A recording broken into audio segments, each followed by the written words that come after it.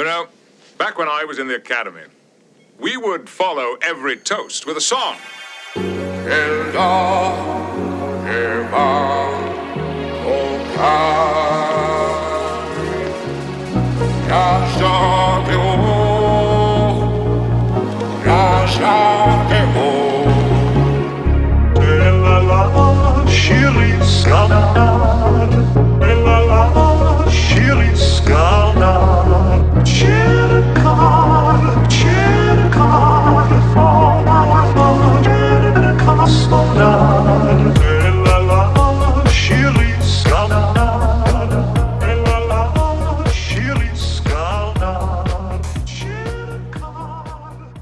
Okay. Well, we're recording, but before we start the show, did you see the trailer for Strange New Worlds? No. Okay, I'll send that to you later, but Okay. the Pike show looks like it's going to be very interesting. Okay. Anyway, so hi everyone, welcome to Where No Bubs Has Gone Before, Star Trek: The Next Generation podcast, hosted by myself, Jay Reckward, along with my father, Jake Reckward. We're recording this show for the benefit of my son, Ben, who's a big Star Trek fan, but we know there's so many great Star Trek fans all over the world that we're putting these shows out for free on YouTube. How are you doing tonight, Jake? I'm very good, Jay. Thank you. I'm glad you're here.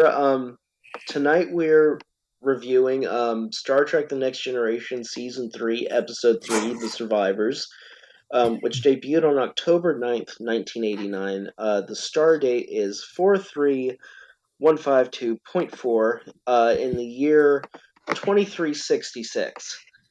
Um, we look at a lot of interesting Star Trek episodes that are kind of wrapped around mysteries. And Survivors is very much a mystery within a mystery that never gets solved, but raises a lot of interesting questions, both moral and ethical, and some existential. Uh, Getting right into the story. So, the USS Enterprise D is en route to the Federation colony at Rana 4, which sent out a distress signal. A distress signal indicating that they were under attack. When the Enterprise arrives, they find the entire planet completely wiped out, save for a few acres of land and a house with two human life forms inside. Picard orders Riker and a away team to go down to the surface to see who's at home. When Riker gets there with the landing party consisting of Beverly Crusher, Data, Lieutenant Geordi LaForge, and Lieutenant Worf, a quick investigation reveals two people inside, including Kevin and Rashawn Oxbridge, botanists who originally came to Earth but who came from Earth and moved around 4 or 5 years ago. They reveal that they do not know why they are the only ones left on the planet, but they have not heard from the other colonists. And after recounting details of the attack, it is discovered that they are the only two left alive after this mysterious attack by whatever mysterious alien race that they mention, which is later revealed to be called the Hosok. So that's basically the gist of the entire episode. Um, this, kind of looking at what the episode is to itself, this is not a mission. This is not a story about an exploration mission or scientific observation like we saw with Dr. Paul Tubbs at the beginning of season 3. This is a rescue and possible confrontation a la a Coast Guard or Navy mission in some sense to Rana 4. And it brings up to the question, we keep talking about, like, what is Starfleet? What is the Federation? Um, it's very clear that on an as needed basis, the Enterprise will often be diverted from their mission of exploration to go and, I guess, save or rescue colonies. Mm-hmm. There isn't really any story given to why Rana 4 is particularly important, other than it was under attack. Um, what do you think of the Enterprise's mission to go and save a possible colony under attack? What do you think it says about them as um, just an entity from some of the previous conversations we've had? What pops into mind is in the last episode we talked about raise the question: is the Federation an empire? And Hmm. I think it fits into that because if one, the Federation is uh, colonizing new worlds, uninhabited worlds. And it's just an interesting thing. Most of the time, it's humans. You don't hear where the Andorians or the Tellarites are colonizing. Hmm. You would think that they might, but I think that when they are colonizing That's a these really other good point. Yeah. when they colonize these other planets, and sometimes we know there's intergalactic politics that come into play because they're Hmm. close to the border of another species space and so on. So, if you have an empire, just like Rome or the British Empire, you've got to maintain it. You have to protect it. So that's Right. where the Enterprise, this mission, is sort of like a combined Coast Guard naval mission. Right. You bring up an interesting point about the imperial aspects of the Federation. And, I never thought about it until you just mentioned it now. You really don't see a lot of like Andorian settlements or a lot of Klingon settlements because, the Klingons are our allies too. Um, you would also think that, like, if they had these alliances, there would be like a lot of intermixing because one thing that we constantly see in the show, um, and we see it right here with the Uxbridges, people immigrating from Earth and going to either Federation colony. Why aren't there more humans like immigrating from Earth to like Andoria or from Earth to Kronos? Uh, I think there's two possible explanations for that. First, one might be a cultural aspect to where you might want to be a human that wants to move to Kronos, but there's a neighborhood of Klingons that don't want you moving into their neighborhood. I think the other one is, you know, there is this, and I find it particular in Star Trek when it deals with like other alien races. Other alien races in Star Trek really have a preoccupation with their home world. For Klingons, like their homeworld is only Kronos. For Ferengi, it's Ferenginar. For Trill, it's the Trill. I'm watching on DS9 right now. We just went to these planets.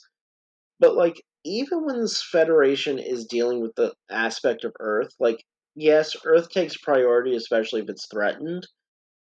But there's kind of an understanding that I think, from at least a human sense, that leaving Earth and going and exploring the galaxy and living someplace else, like Rana 4 to humans, is probably as much home as it was for the settlers of, I think, Omicron Theta Omicron Theta number for Data's home planet. Like those settlers thought that that place was their home. And I think that's an interesting character aspect to like maybe humans, that we have a settler gene in us, that we can leave our homeland and go and claim something new to Well, us. that's a really good point about the wandering aspect of humans, because just think about how what we think scientifically and anthropologically happened, that environmental conditions were such that Right, 100,000, 200,000, whenever it was years ago, there were as few as maybe 6,000 humans, right. Homo something or other in Africa, and they survived, and enough of them. Um, in fact, there was a story I heard uh, last week on the radio about how healthy walking is. And they're saying, look, Yeah, we've always been walking. I mean, our ancient ancestors who were in Africa, they had to walk to get across, somehow to cross the Red Sea into the Arabian Peninsula, that led them up into Asia, that led them into Europe, that, you know, led them, that all that early, um, you know, spread of the human race was all done basically on foot. and it was all exploration. Like they did. Yeah. So, weird aside. So I'm reading a lot of Tolkien right now for researching a book I'm working on. And one aspect I don't think people really appreciate in fantasy, and maybe not science fiction too, when the Fellowship leaves Rivendell and is heading towards Mordor with the idea they're going to drop the ring off into Mount Doom, there's no roads. There's no highways they're taking. They're literally wandering through the wilderness saying, like, okay, here's the sun, it rises in the east. Mordor's in the east. I guess we're going to wander this way until we hit some place that we know, and we'll ask for directions when they get there.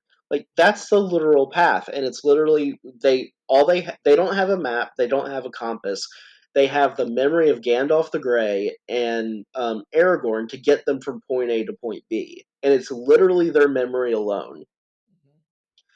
Um, I bring this up just because, and I think kind of getting to your point about early hunter gatherers, we didn't have roads. Like our earliest ancestors literally had to traipse through the swamps, or they had to swim through the rivers, or we had to face so many dangerous things just to get over the next hill. And if you really think about the miraculous nature of our species, the idea that we have this kind of need to explore is probably the reason why things like space travel. You and I talk about the Drake equation, like why aren't there so many aliens, and why don't we run into this, Hmm. or why don't we run into more alien civilizations? What if we're unique in the fact that we have an exploration gene in us, and other planets never developed one, so they never Hmm. leave their planets, and their Hmm. civilizations basically die there on that planet. They rise, they Hmm. fall, but no one ever knows about them. and they Right. all and it's all because they don't have that exploration gene. Same thing with these possible aliens that the U.S. government may be colluding with. Right. Let's say they don't have faster than light travel, but they have like temporal dimensional travel, and Hmm. they're not aliens. It's not a question of where they're from, but when they're from. Right. You know, Yeah. for them to have developed a technology to explore time, they had to have had some sort of exploratory gene in them that made them curious enough to take very dangerous risks. Because, like, just like Gandalf and the hobbits heading off into the wilderness, um, or Archer in the NX-01, literally, like, warp 5, set course that way, and we'll see where it takes us. Um, there is such danger. That I think you probably need something in your makeup to convince you, just subconsciously, that the risk is worth the reward. Even like, explorations of the human body from a medical and scientific perspective. Can you imagine the first surgeon in history, like, opening up a human body thinking, like, okay, I have this idea that I'm going to remove this thing from a person's body and it might magically heal them? Like, that had to have been a very scary moment in human history for that human, using a sharpened piece of obsidian to slice open someone's, vein to see what's going on. Well, that gets into just, I think, human curiosity, whether it's exploring Right. or just learning what are useful, things in the environment. Like what you said is that how did homeopathic medicine based on available plants? Who was the first one to take the leaves of a willow tree and realize that it had, um, aspirin in it, and it could be used to Oh, relieve yeah. pain, and it had an analgesic? And who tried some berries and found out that, guess what, Samantha died. We shouldn't use those berries as food or medicine again. Right. Well, do you know what? That probably actually happened during our pre you know we're Homo sapiens, but our predecessor was probably Homo erectus. Yeah. But on the way to that, we had some sort of primate predecessor. A lot of that stuff we're discovering now was probably bred into us when we were still primates. The idea that you shouldn't eat this berry or use this tool, and a lot of this we're discovering because primates around the world right now are all starting to show new evolutionary traits. Like a lot of them are picking up tools, building shelters. Well, Orangutans started building shelters apparently. and that's an interesting thing you say is that is there some knowledge that is actually genetically passed on? Oh, I am a full believer that um and I there is some scientific study about this, but there's also a lot of pseudoscience about it. So everyone hearing this at home, uh, just realize that I might be talking out my ass. Take it with a big grain of salt. Um, there have been a few studies that show that like if someone is musically gifted or you have a family of people that are musically gifted, most likely the child will inherit those skills or traits. But this is kind of something that we know through science on kind of a generational level when it comes to genetics. Over time, our your cells adapted to different environmental factors that they were exposed to through your life. And when you and mom had me, I was born with some of those genetic variants already in place. Like you had already done the work for me, so my cells came with that already encoded in them. I think in some ways, we might be able to pass on skills to our children in the same way. Like if someone's a good woodworker, they might be a good woodworker. If someone's a good runner, one thing that we kind of look at now in sports medicine is that some people are configured in certain ways in terms of their physique Oh yeah, to actually absolutely. perform Yeah, better as yeah, runners or swimmers. sure, absolutely. One thing that will be interesting to look at, Michael Phelps just had children, and Michael Phelps has a very interesting body shape, and also like he has a little bit of extra webbing between his fingers. Hmm. His back kind of expands a little bit wider, so he can do things like the butterfly. Hmm. It'll be interesting to see if his children pick up some of Hmm. these kind of bodily traits to themselves. Well, it gets into the whole nurture versus nature aspect. Like, Right, did was the important thing that happened to you is that I happened to just, hey, you might be interested in reading this book called The Hobbit at some point. right. Yeah. Well, I think that in some ways, one thing that definitely affects our biological futures are the cultures that our biology is brought up in. Like, we know that the mind has as much impact on our physical outcomes as the actual physical world around us. And so much of our mind and what we construct in our perception defines the culture around us. And the culture, in turn, reflects how we treat ourselves physically, mentally, and spiritually. Well, let's get back to the episode because we could go off onto this whole thing. Right. But just for the audience out there, and maybe this will come up at some other point, but there's also the science known as epigenetics, which is Oh, right. how does the environment you live in affect the expression of your genes? Right. Yeah. Um, yeah, right. That's what I was looking for. Thank you. That was the Yes. term. Yes. Um, because there is some controversy around the idea of epigenetics. But Right. before we get back into the show, I think a lot of the controversy anytime that we have discussions about genetics now um, is rightfully framed in the worry of eugenics because so much of the history of science, especially when it comes to genetics, is unfortunately defined by people who were either in support or attempted it. Hmm. Um, but getting back to actually, it kind of rolls into the show. So Hmm.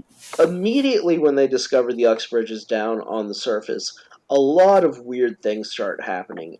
Primarily, Counselor Troy senses something different about the two people down on the planet, and not long after, it starts to be affected by a musical tune that matches the tune played from the Uxbridge's music box, which is played when they like to dance with each other in the living room of their house down on the planet. Even though Troy has never heard this music before or doesn't remember hearing it, it affects her so badly she's essentially placed into a catatonic state by Beverly Crusher. Hmm. I actually think that there is a medical term for this.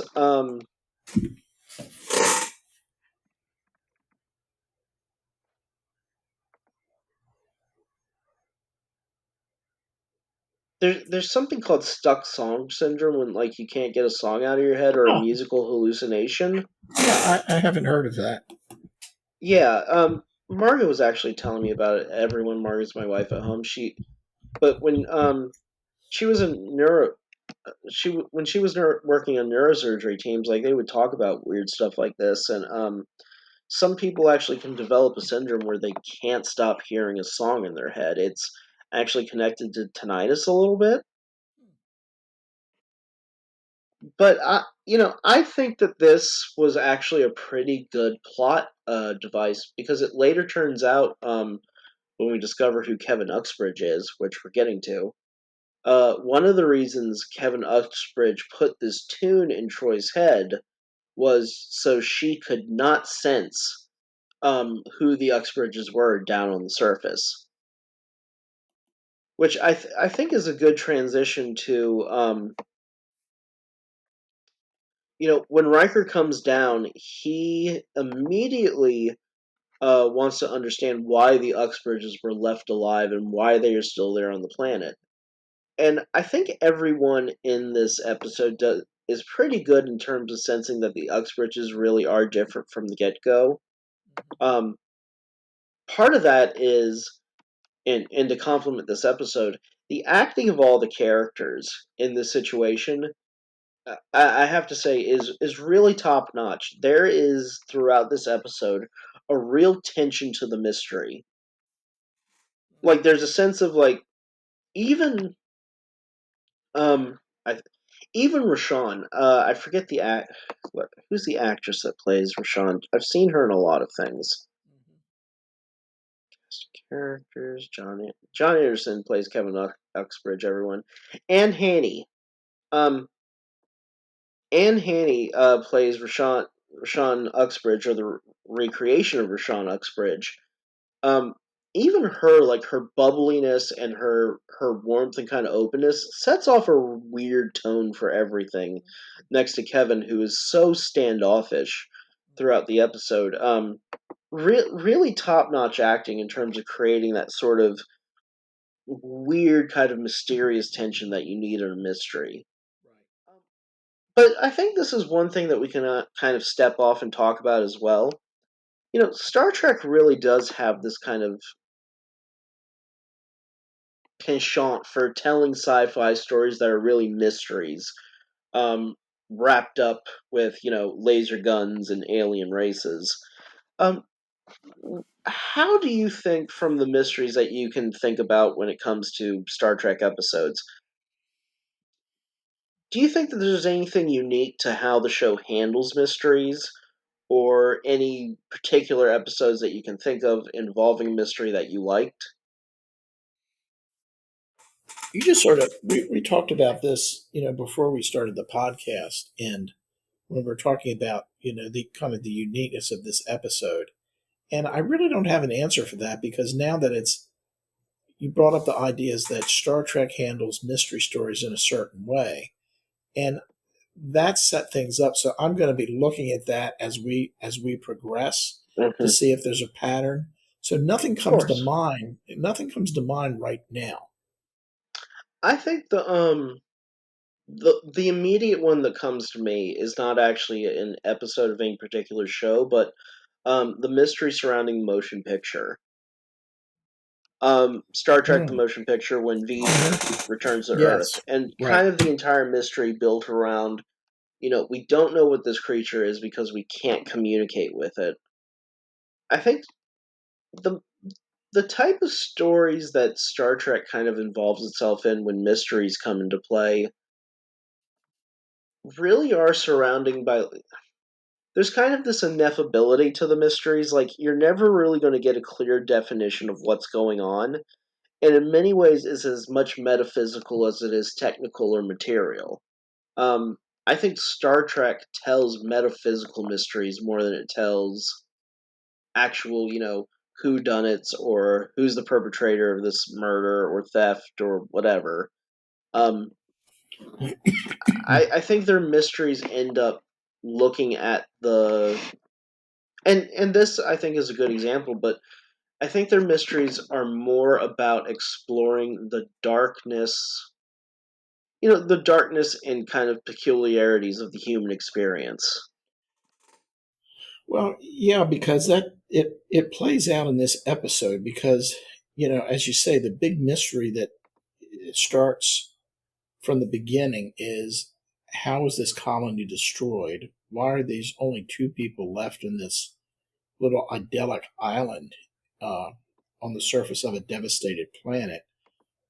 Immediately, everybody gets a Troy, Riker, Picard, particularly Picard, gets a feeling that there's something not right about these people.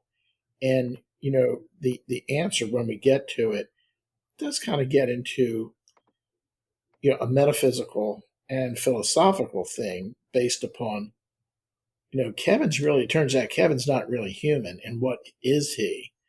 And Right. the reason he's being so standoffish and so forth is that he admits that he's done a really, really horrible thing. Right. So let's jump right into it. There's kind of this back and forth between the Uxbridges saying like, well, we don't need the Enterprise to watch over us. The alien ship is left, to where a multiple versions of the alien ship return and have multiple standoffs with the Enterprise, including one that has the Enterprise chase the alien ship away for many light years. One where the Enterprise is forced away by the alien ship, which is later called the Husnock. Um, but ultimately, what Picard figures out is that all of this is illusions and a ploy by one of the Uxbridges, if not both of them, to get them away from Rana 4 and essentially leave the couple, down on the surface alone. And he finally figures it out, and when he gets back, of course, Wesley Crusher, who's been helmsman for most of this episode, it doesn't seem like he takes off his shift at all. Um, he detects that the Uxbridges are down in their home, and Picard's like, "Well, okay, let's just get to the bottom of this," and he beams them onto the bridge of the Enterprise. But before we get into the real meat of what's about to be revealed here, I find this interesting that they don't beam people around more often, um, because I you and I watched the original series, and it used to be that if you wanted to beam someone down or beam someone up, you had to go to the transporter room. You had to stand on the pad, and when you were taken from point A to point B, you were going to end up back on the transporter pad. One thing I think TNG has done here that's very interesting. It seems like you'd be transported from anywhere. You could be standing 5 inches away from Captain Picard and be like, "Hey, transport me 5 inches away from Guinan in 10 forward." And someone should be able to do that pretty easily. I'm just surprised that they don't use this transporter technology. Like, why are people walking, really? Like, why is Geordie LaForge actually taking turbo lifts from engineering to the bridge when he can literally transport there in a blink? I just observed that when I was watching Picard, like, just kind of Shanghai these people onto the bridge of his ship, Right, right. and wondering, like, well, if you can just do this, why aren't you using it? And I think part of it might be there might be inherent dangers to the transporter. One thing that doesn't get answered is like how many, the Enterprise computer is doing trillions of permutations, or the Enterprise's AI is doing trillions of permutations to keep the ship functioning at all times. How many how many transports can you do at once? Because it's possible to transport large amounts of people. We see this in the episode where they go get the Irish. people down Mm, from mhm. the Irish people Right, down from the right, planet. We can right. bring everyone, including their chickens, up because we Yes, can't leave our exactly. animals behind. Yes. Um, so like they're capable of clearly like transporting large amounts of people, but Hmm. like can they do like can they do 5 groups at once to different parts of the ship all in 1 minute, or do they need to space these people out? Like, is there a danger? Well, keep in mind they can transport 2 whales and all the water they're in. Oh Jesus, right. Um, we always forget that. Do you know what I have to say? My favorite Star Trek movie. You know, the one where they save the whales. That's J- j- that's probably the most silly in some ways, but well, it's I good. think taking a dovetail. If there's a movie that is quintessentially the '80s, it really is Star Trek: The Voyage Home. Um, I can't think of a movie that is more anti-Reagan, more pro-environmentalism, and kind of tries to recapture. It's set in San Francisco. It really tries to recapture, I think, that spirit of the '70s that Star Trek came up in. Like, there's a real kind of grooviness to it. But No, sure. it, Yeah. anyway, that might be a future series where Dad and I sit down and Right. watch those movies Right. and talk about them. Yeah. Uh, Exactly. but anyway, so they beam the Uxbridges up, and it's quickly determined that Rashawn Uxbridge is not actually a living, breathing human, but a recreation, and it's actually Kevin Uxbridge who has been putting on this elaborate stage show the entire time. Um, Kevin Uxbridge is immediately revealed to be a cosmic entity called a Dowd. He disappears from the bridge. He enters the turbo lift. He goes to Counselor Troy's quarters, and he removes the music from her head. Which I had to look this up because you made a note. Like, a lot of things aren't necessarily explained to why things are done. Um, in this episode, I had to go to Memory Alpha, and the Kevin Uxbridge, the Dowd, puts the music in Troy's head because he didn't want her using her powers to detect that Rashawn isn't real and that he's actually a cosmic entity. That's why he did. And just as an aside, there is a Wikipedia article on an earworm, which is one of the names for, also called a Yeah, brainworm, sticky music, stuck song syndrome, involuntary musical imaging. So if you want to learn more about earworms, it is actually something that is a psychological phenomenon that is very right, common, very common. right. So basically, he infects her with the worst earworm ever. Yes. So once he relieves her of that, he reveals to Picard that he is a entity called a Dowd who was traveling the galaxy for an unknown amount of time when he came to Earth and fell in love with Rashawn and essentially decided to take on a human life and marry her. Uh, Somewhere in the process of this, in the last 5 years, they made the decision that they were going to both to revive their marriage and to kind of do something in their later years. They moved to Rana 4 to join the colony there. Um, the interesting thing about Kevin being a Dowd is that as a creature, he is sworn to be a pacifist. Now, it's never really clear if like this is part like him being a pacifist is part of his like alienness or if it's just like a moral choice that he's made. I asked this because one thing that I had a problem with in this episode, and I wanted to ask if you had it too. So the Enterprise clearly gets this distress signal. But when they get there, the planet's been destroyed, and like the Husnock are gone. And one of the reasons the Husnock are gone, it's revealed, is that Kevin, upon seeing the colony destroyed, and particularly the dead body of Rashawn, um, in a moment of fury, with a single thought, destroys the entire attacking population of the Husnock and kills every Husnock in the galaxy, apparently in the numbers that reach in the tens of billions. No, he said 50 50 billion. billion. Yeah. Yeah, 50 billion. So let's get into the conversation that we had about Q as it applies to Kevin Uxbridge the Dowd. Well, so you made an important point because I didn't catch that Kevin described what he is as Dowd. And then because in my notes I asked the question, well, is he a Q?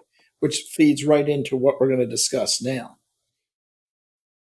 Well, so you and I have had the conversation about Q. We know that they're not gods, and we know from other episodes, like they essentially reveal that at one point they were material beings that ascended to the point where they were able to give up the restrictions of having a biological form and travel the galaxy and have kind of this omniscient, omnipotent power. It seems that. Sorry, let me take a sip of water. It seems to me, and let me know if you agree or even or disagree. Kevin has clear omnipotence. Like he can recreate solid things on the planet, even though it's been wiped out. He also has the omnipotence to where he wiped out the Husnock with a thought. So he can clearly affect material reality in a very profound way. Mm-hmm. He has to have some sort of sense of omniscience because he knows when Troy approaches the planet. With her power, she will be able to determine who he is and reveal his power. He clearly, however, doesn't have omnipresence because he remains on the planet and he doesn't ever appear on the ship until he's beamed up. And he can be materially beamed up. So I think we're clear. Sorry, folks, for coughing into the mic. I think we're clearly dealing with something that is not a cosmic entity on like the divine level, because Q is not a cosmic entity on the divine level. Mm-hmm. But it's very clear that the Star Trek universe posits that there are creatures out there that are able, through the power of their mind, able to manipulate material matter in profound ways. And you know, have I said anything that you find out of? No, no. So let's get to the main question here. Um, one of the problems that I had with this episode is that the Enterprise is on the way to save Rana 4 from destruction, and they're clearly there too late. Um, Kevin wipes out the Husnock, and then decides as penance to recreate his wife and his home, and essentially consign himself to the ruins of Rana 4 for the rest of eternity as punishment for what he did. Um, sorry, I'm having a cough tonight. Uh, and when he finally reveals what he did, Picard and I want to use the quote directly. We are not qualified to be your. Picard tells him, "We are not Mm-hmm. qualified to be your judges. We have no law to fit your crime. You're free to Mm-hmm. return to the planet and make Rashawn live again." If you have a creature of this sort of power, and they commit something like a species-wide genocide, what do you actually do with these kind of creatures? Well, that was my point. Is that as you said, Picard says when it's understood what Kevin is and what he's done, that the Federation does not have a law to deal with a crime of this magnitude. It would not make a difference if the Federation did have a statute that said, "Hey, if you if you uh, Commit. commit thought genocide and destroy 50 billion sentient beings in a section of the galaxy, you're going to go to Federation jail." I mean, Kevin is so powerful. It's like Picard trying to actually discipline Q. He never does. Yes. He just Right. negotiates with him, or Q just plays with Picard, basically. And sometimes So, Picard gets him back, but in the case of Kevin, there's nothing they could do to punish this guy. and in the fact that he's punishing himself, Like, I don't know. I think that this was a really difficult thing, and probably one of the reasons the episode in itself is so mysterious. You're dealing with the real mystery of what happens if you meet something godlike and it does something horrible. What do you really do? Like, how do you punish something that can essentially bend reality to its will? That's a real uh, It's pondering an pondering existential, question. It's a very existential. I I can't answer it. I didn't even begin to answer it at this you know, point. I keep mentioning this urban fantasy novel that I'm working on involving St. Patrick. I try to deal with this question a lot in those novels. Like, what do you really do when the enemy's God? Like, how do you really deal with the almighty creator of heaven and earth and all the universes? This is something that, even though it's very much entertainment, but it, is the Lucifer series. Is that there's a lot of silliness Mm-hmm. and entertainment and things like that, but if you really watch Lucifer over all the seasons, you see where these kind of questions come up. Right. Well, these questions are so difficult on even if you take like the question of if you had to deal with a divine creature, let's move it to something real. Um, let's say Hitler hadn't killed himself in his bunker in Berlin, and the Russians had somehow captured him, or the British and Russians. What do I think it's pretty safe to say that we probably would have tried him at The Hague and then executed him. I don't think that you put someone like that away for life. But what is the kind of punishment for 50 billion dead? Um, Like, is killing some like if one person killed 50 billion people, what is the value of putting them to death? Like to make up for this 50 billion dead. I mean, It's so hard. if Hitler had been captured alive, they would have been there would have been a Nuremberg trial, or maybe Yeah. if the Soviets captured him, it may have been in Moscow. There would have been a Moscow trial where he would have, Oof. been executed. And it gets into there's an article in the Economist right now about um, the Ukrainians want to be very honest about what happened in Babin Yar in Right. Lvov, and Hmm. the Russians didn't want to talk about it, and because it was mainly Jewish people that were killed, and starting in 1941, and the other thing may think of for somebody to judge a godlike creature. I don't know if a demigod is the right word.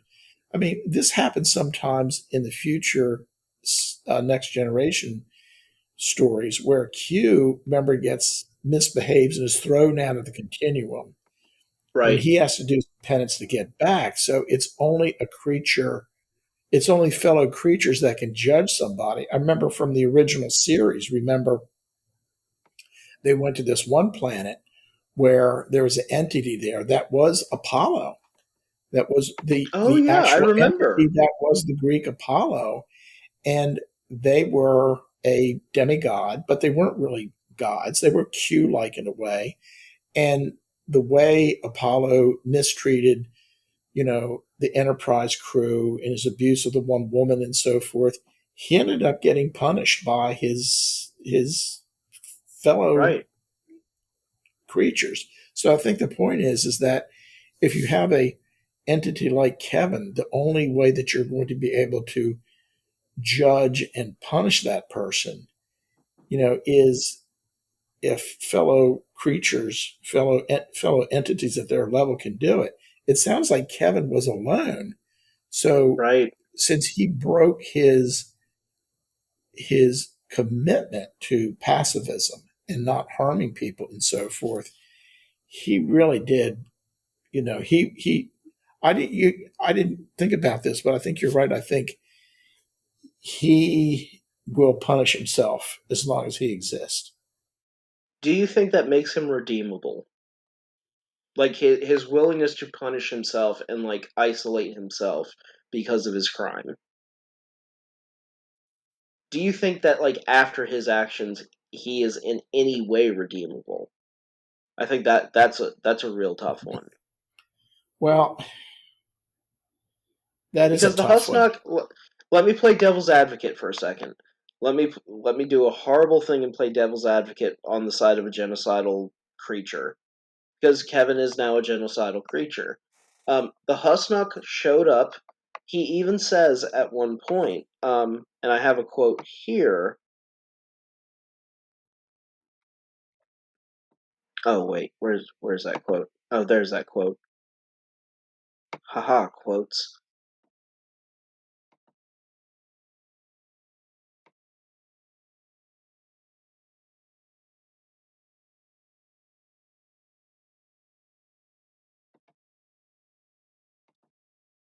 Oh yeah, here it is. Oh, it's on the actual Husnock page. Um, so the the Husnock had been described as a species of hideous intelligence who only knew aggression and destruction. That's really the only description that were given by Kevin during the episode. You know, this comes as the question of the Borg. Like, what if the Borg had run up on Rana 4 and, like, Kevin in his anger had wiped out the Borg in a moment of rage? Like, is that a crime then? Because we know that what the Borg essentially commit genocide every time they come to a new species or a planet. If he wiped out another genocidal species or another aggressive species, like, where does that put this question? Well, yeah, I mean, that's a good point because of the Hasnock were essentially evil.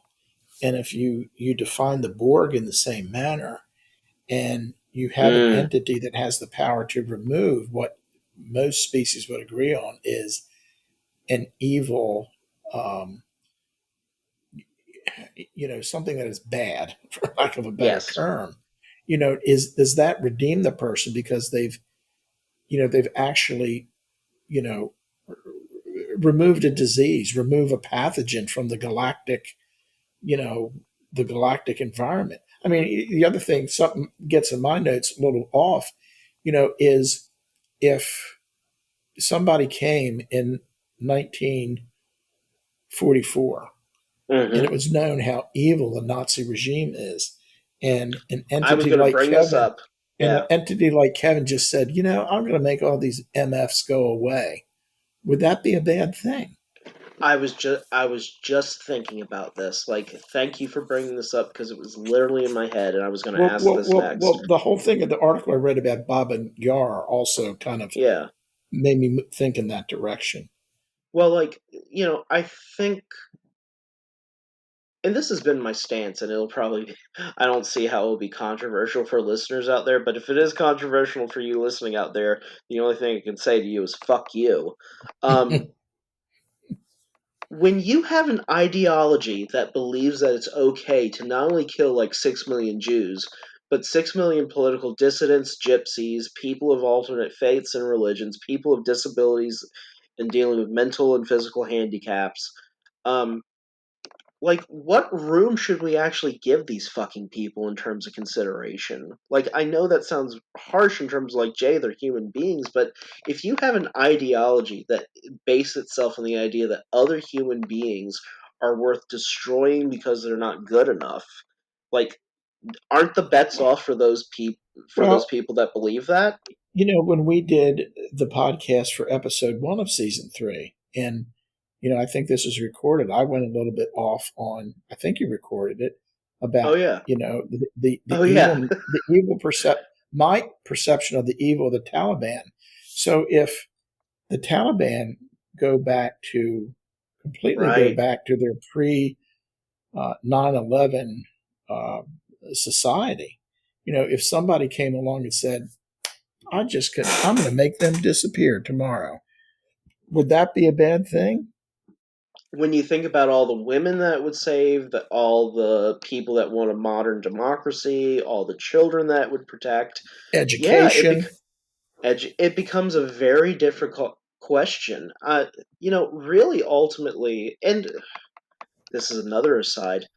One of the things that one text that you and I talk about a lot for people at home, that may not realize that we talk about the Bhagavad Gita a lot. Yes, And the right. Bhagavad Gita takes place within a larger text called the Mahabharata epic, which is basically the epic of India.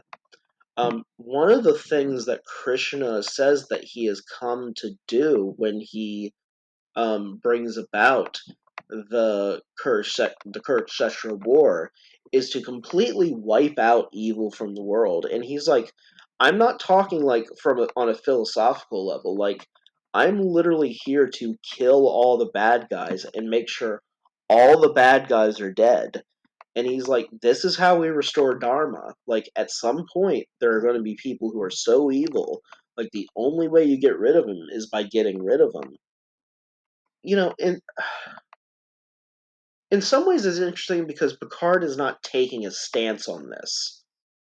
And it makes you wonder, like, is that part of the Prime Directive, or is that bewilderment on his end?